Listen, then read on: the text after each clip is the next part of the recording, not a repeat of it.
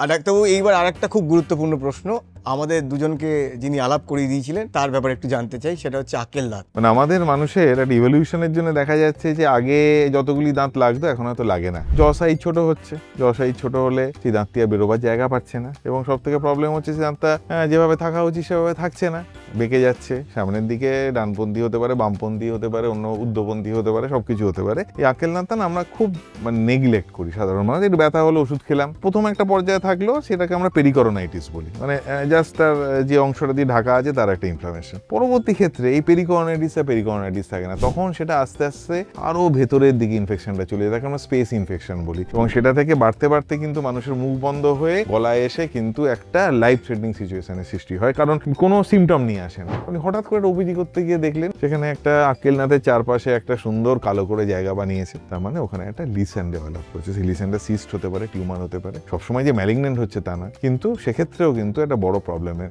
সৃষ্টি হয়। সুতরাং আক্কেল দাঁতেরটাকে নিয়ে বেশি বেআক্কেলগিরি করবেন না। যদি কোনো সমস্যা হয় আপনার দন্ত চিকিৎসকের কাছে আপনি ডেফিনেটলি যাবেন, এবং তিনি যদি বোঝেন তিনি কোনো ম্যাক্সিলোফেসিয়াল সার্জনের কাছে পাঠাবেন, কারণ আক্কেল দাঁতের সঙ্গে অনেকগুলো প্যাথোলজি রিলেটেড থাকে।